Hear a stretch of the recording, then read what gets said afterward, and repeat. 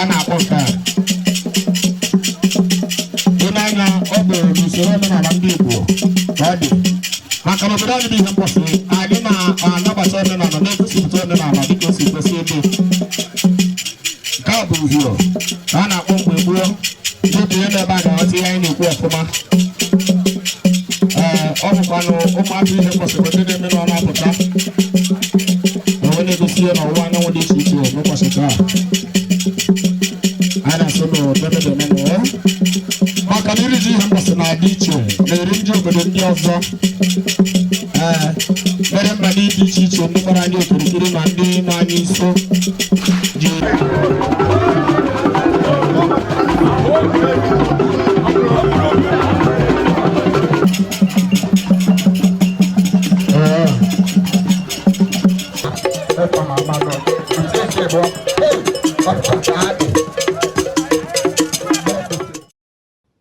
Igbo bụ Igbo, ọ bụ ekwekọ ama agba ụbọchị Fraịde abalị 27 ọnwa Septemba afọ a bụ 2024 bụ ụbọchị pụrụ iche nye ụmụafọ Ihembosi dị n'okpuru kansụl Ekwusigo nke Anambra steeti n'ala Naịjirịa.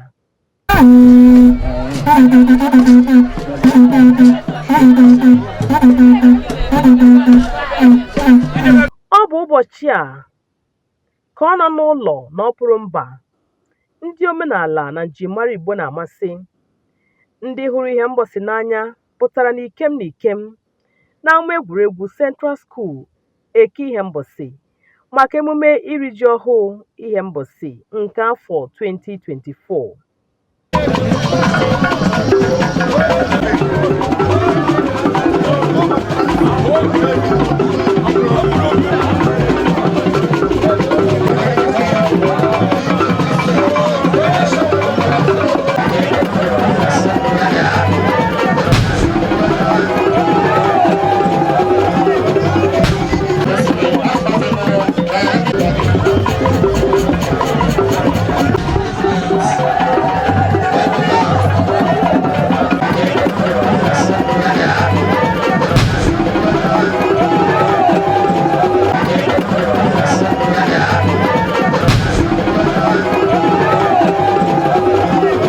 ife niile anyị ekene gị maka ohere ọma nke anụwa nnọkọ nke ụmụnne kene gị maka ọdịnala a inyere anyị bụ Igbo ịda na-echeta mgbe anyị kọrọ ihe na na mgbe anyị ga-ejikwa gwuru ya inwekwa aṅụrị iji gosikwa na anyị na-asọpụrụ gị nwa bụ Chineke n'olu kasị elu.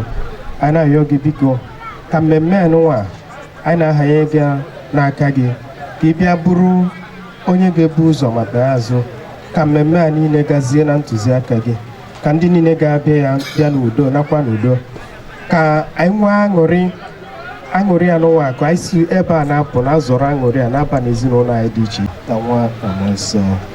Udo dịrị unu. Chineke anyị apụtakwana aha wee na-erite ji ike ahụ ezi emebu ya mbụ na anyị na-eme anyị ada ejeta ndụ ahụ isi ike ụmụazị Ihembosi anyị ada atụ ụtọ ada atụtụkata ntụpụ anyị ha adị ya ogologo ndụ na ahụ isi ike Chukwu ga-enye anya na-eje anyị mmadụ tụta ihe wee bata n'ụlọ na-akụrụ n'ụlọ ihe ezi wee na-arịọ Chineke ka anyị rigide ihe n'anyasị n'ọba nke ụwa mgbe Chineke ihe ndị a ka anyị nyere ọrụ nna mezuoro anyị ya site n'afa Jizọs Kraịst enwe anyị. N'agbanyeghị na anyị nwere few days, not even weeks, but few days to prepare for the occasion. Na anyị dị nkwadobe na onye ọbụla bịara ebe a ya eri ṅụọ na ya eri ṅụọ n'afọ Jizọs. Ana ihe ọbụla ya eri taa na ọ ya bụ ihe enye anyị ngọzi pụrụ iche n'ahụ anyị. Anyị amalite ọya, anyị amalite nsogbu, anyị erite ọganihu nke bụ na by this time next year na ihe anyị afụ ebe a ya bụ times 3 ihe anyị fụrụ taa n'afọ Jizọs. Lezie ka ndị ụmụohi bụ obere nwa si jiri ọṅụ pụta n'ọgbọ ebe okenye ha bụ Pa Johnson Ọbụnnaeme Ikwuemesi wara Ihembosi ji dị ka omenala ha siri dị.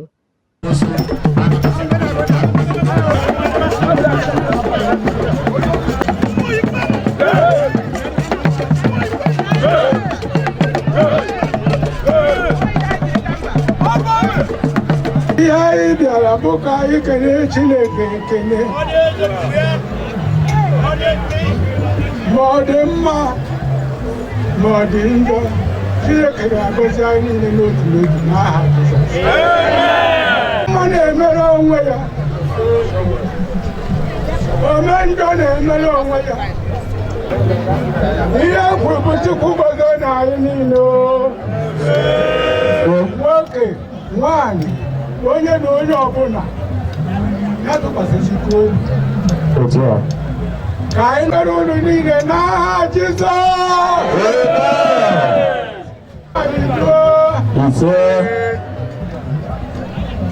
O ji akwa ahụ ahụ mara onwe ya.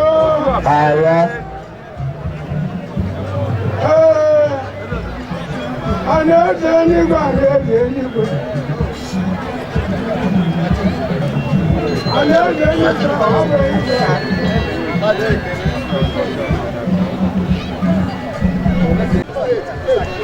Nwanne mmadụ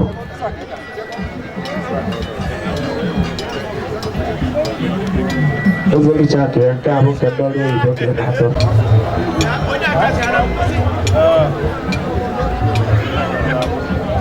Ọ ihe okwu ka a na-eme ebe ọ bụla ụlọ ime na-anya ebe a ka efu ka esi eme ya n'omenala Igbo. Amara ihe kwuru n'ọjị, kwuru na nkwụ, ihe niile a na-ekwu a ka esi eme n'aha Jizọs. Eze ga-ekwere anụ na-adịrị dị awapụrụ anaghị ozugbo ha dotu ya azụ. Ụlọ ga-apụta ka ndị ezekutiv bịa mara anyị uhie otu ndị ichie. N'ihi enyi ụwa niile ndụ ọka nsi wee kwu ya ruo aka osisi n'aha Jizọs.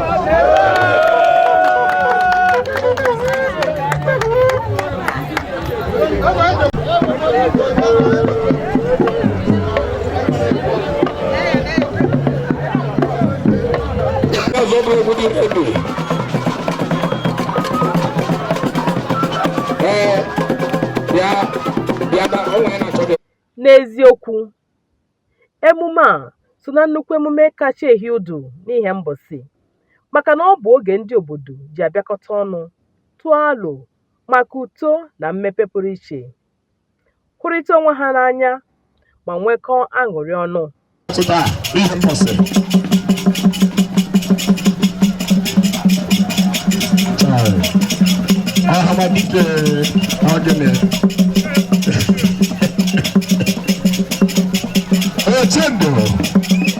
Ezelichakụ nwayọọ ihe agbakọcha egwu asọrọ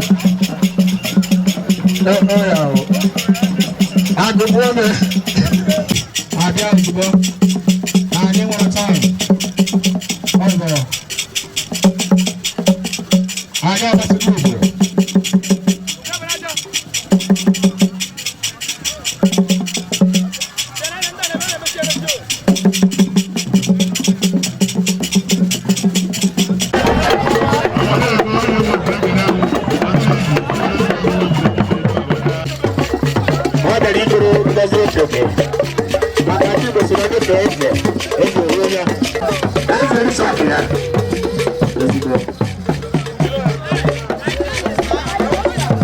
Ịwa ji n'Ihembosi bụ ikene Chukwu na o mere ka anyị dị ndụ gwute ji anyị kọrọ n'ala. Ọ bụghị ọtụtụ ndị kọrọ ji na-ede ndụ gwute ya. Nke a bụ nke mbụ. Anọkwa ya bụ isi sekpu ntị n'ime. Ọ bụrụ na ekene Chukwu na nke o mere ome ọzọ, mgbe anyị na-ekene ya na anyị na-eri ji ọfọ ka anyị na-ya kokwa ka anyị na-eri ji ọfọ na-aga n'iru. Ọ mgbe anyị ji ekele Chineke onye mee ka anyị kọnye dị ndụ gwurukwa, o mee ka ihe anyị kọrọ n'ubi ka o mee nke ọma. Ọ bụkwa oge ọzọ ndị be anyị ji enwe ihe a na-akpọ masịrị tọn. ị na-anya na field ebe anyị ga-afụ na Ihembosi a sị na ha zuru ezu onye ahụ eme mistake maka na all over the world ma ndị ala bekee ma ndị nọ na mba Afrịka dị iche iche ma ndị Naịjirịa n'agbanyeghị etu ụbọchị si dị taa ma ha gbalịsiri ike bịa.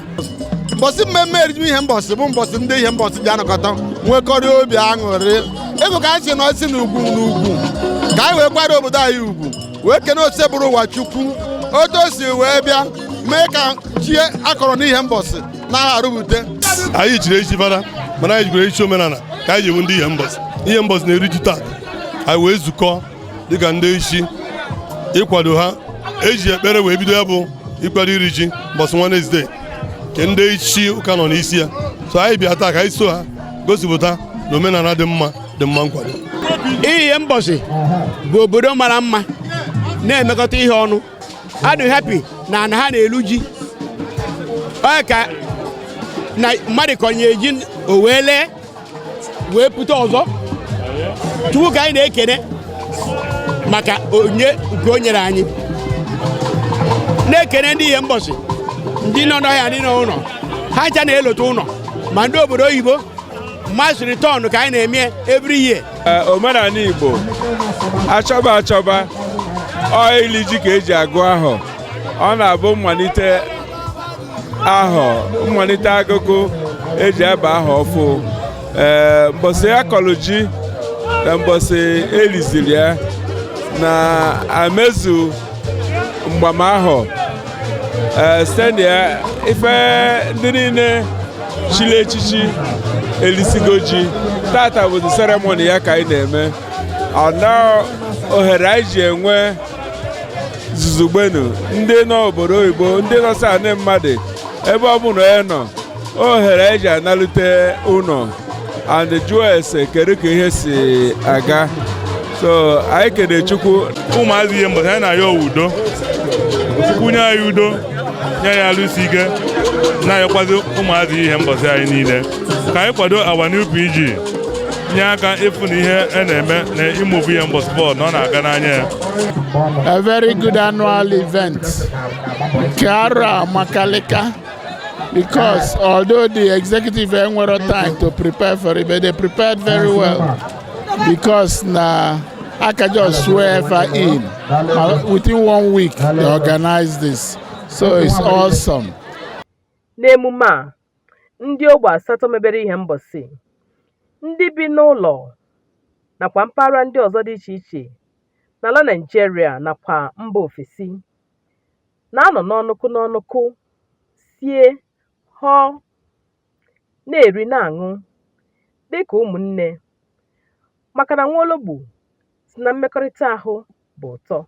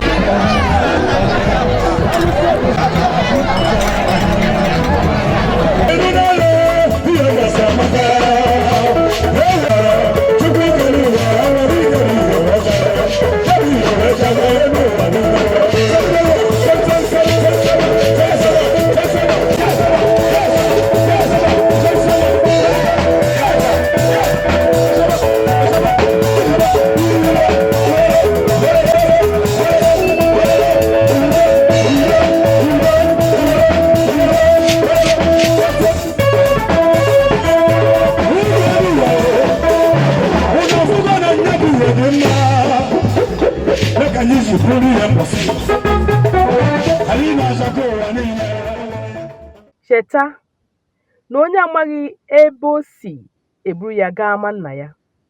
Ọ bụ nke a wetara n'obodo abụ Ihembosi wepụtara ụbọchị Satọde ikpeazụ n'ọnwa Septemba afọ ọbụla iji egosipụta ụwa njirimara ha nke ha ji bụrụ ọkaibe, mana ebugharịrị nke afọ abụ 2024 maka nhọpụta kansụl ime obodo danyere ụbọchị a tosiri iri ya bụ ji.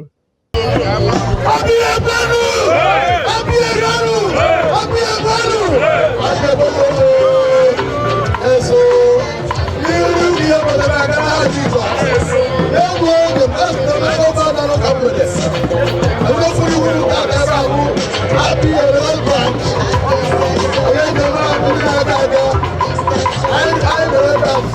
ekele ihe mbọsị ekele awa n'ubi ji ọba abịa ọba nke oyibo ebe ide ọbọdụna abịa na anyị ekweghị ego ka anyị bịara oriri mana onye ọbụla bịa na-enye ya ego anyị na-asị ada eme maka na ihe mbọsị ọrụ na ihe mbọsị ka nkụ anyị riri sọpọtụ n'elu sọpọtụ kwa ahụ tụrụ ego mgbe ọbụla abụghị ịra zụrụ ego eburu ebe a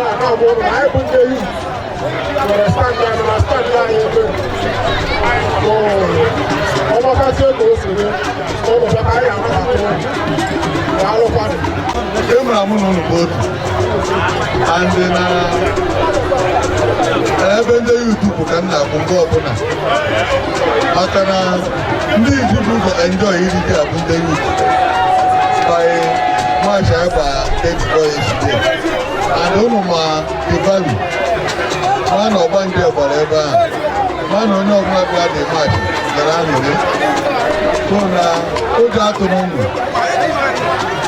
we have been working together and we are going to work together.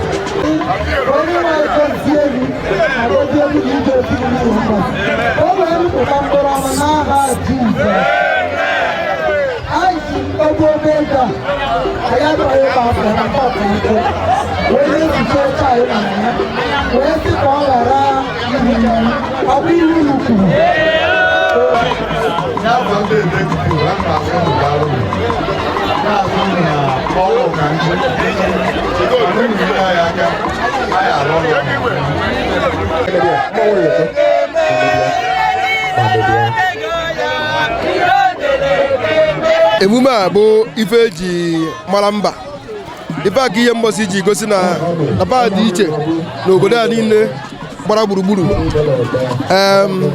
Mmemme a bụ nke na-ewekọta ndị ọbụla ọnụ ma ndị nọ na mba ma ndị nọ n'ụzọ wekọta onye ọbụla n'obi aṅụrị.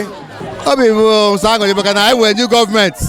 Ọ tụrụ m na within 1 week e mere elect na ọ bịazi bidozie ime ejimiji anụnwa ọtụtụ ndị mmadụ na ahịa emewu ọzọ surprise na mbekwazi the 10 so obi bụ m aṅụrị bụ ọtụtụ ndị ihe mbọsị aṅụrị na-abịa ya bụ ihe wee bịa ka anyị ṅụrị ya maka ejimiji a anaghị eme once in a year.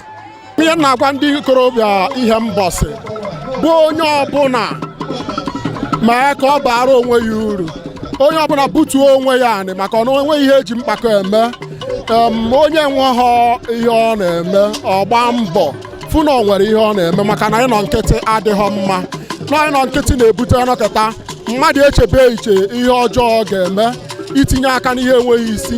Na-ayọkwazị ụmụ okorobịa ihe mbọsị ha biko ha nyere anyị aka, ha nye aka nyere onwe ha aka, nyekwara anyị nwara aka ka afụ na ihe anyị chọrọ n'ihe mbọsị a ịdịkọ n'otu agamniru n'ọdị otu anyị si wee chọọ ya.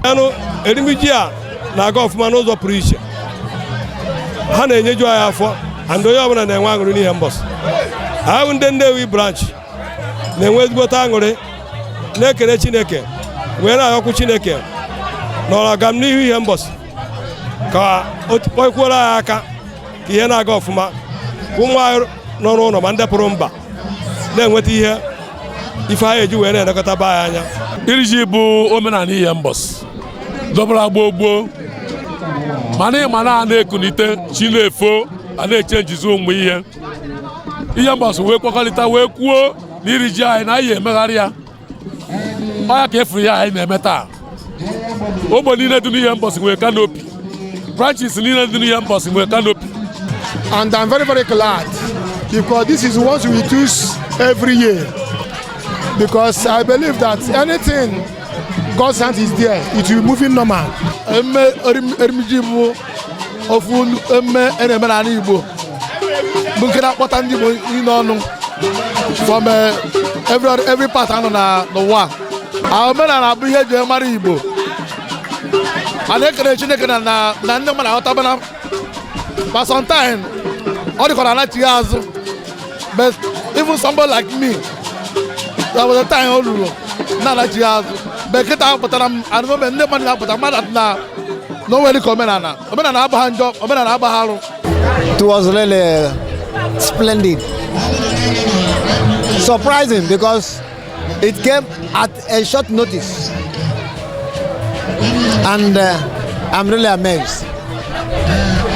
It is something that brings everybody together,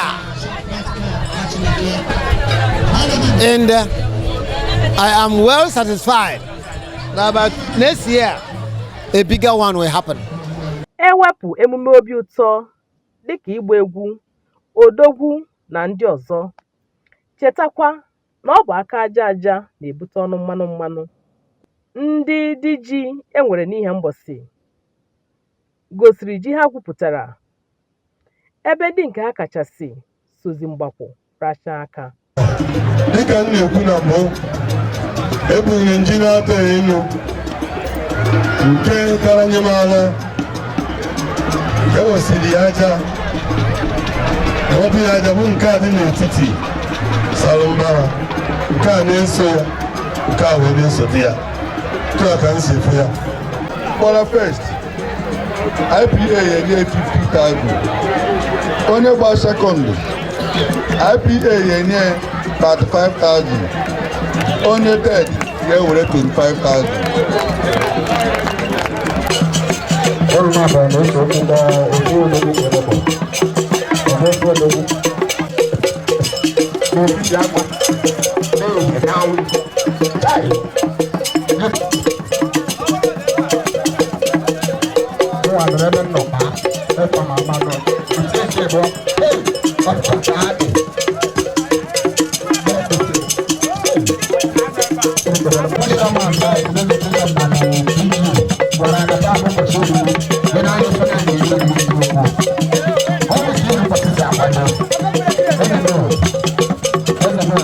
Our newly elected people.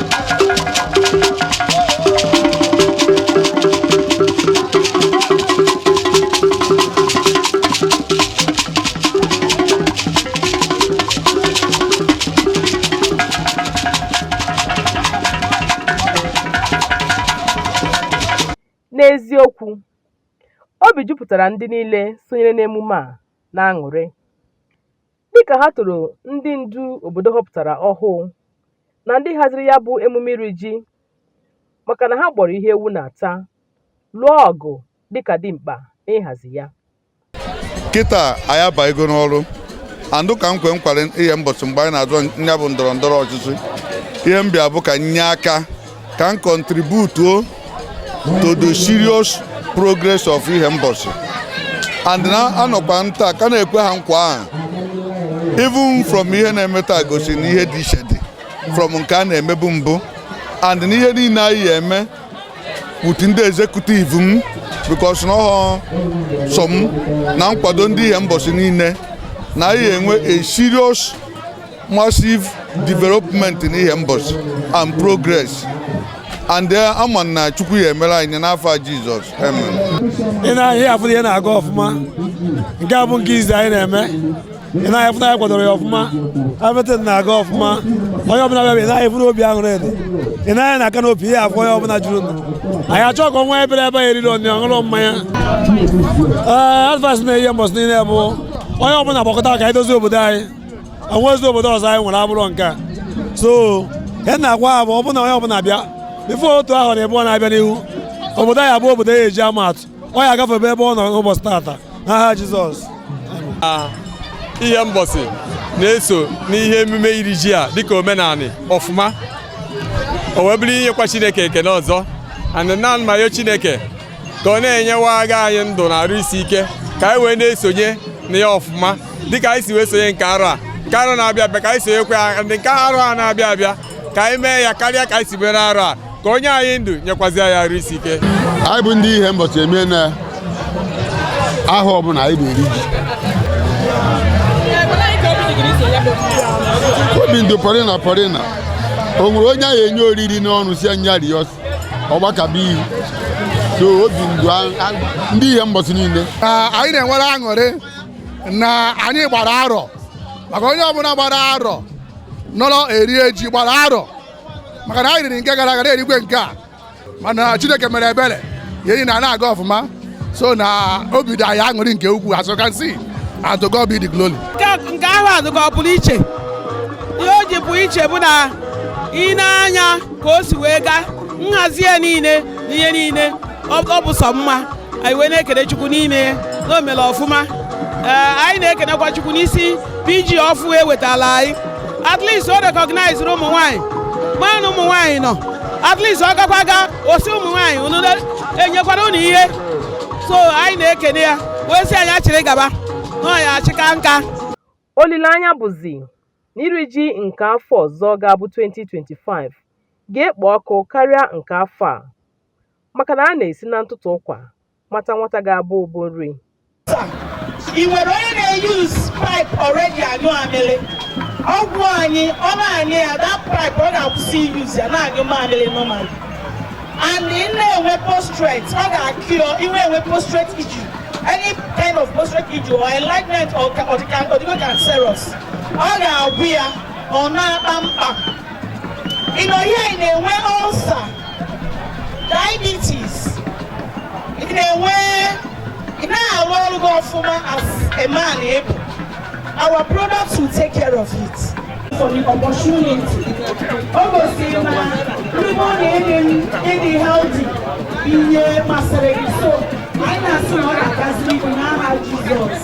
Ụmụnne anyị na ndị nna anyị ma ndị nne nke nọ na vileji anyị hapụ wee jee na mba dị iche iche nye na-agba mbọ a sị na arụ isi ike na udo ya adịrị fa ọganiru ya adịrị ha ime ụra nke ha ya eri ọma nkọwụba anyị bụ ndị pụrụ apụ anyị na-echukwu sị ka anyị jee kpata wee benyebi ụmụnne anyị n'ụlọ onye na-ekwe Chukwu si ya ndị nọ n'ụlọ hapụ na ekwuru n'anya ugwu ọ bụrụ na nwa nwunye dị iwu na-eme ọfụma ọ bụrụ nwanne na-eme ọfụma ọ bụrụ onye na-enwe aṅụrị na-ekpere ya ekpere na-ekele Chineke na ihe ọma dị ebe a erute ya aka n'aha Jizọs.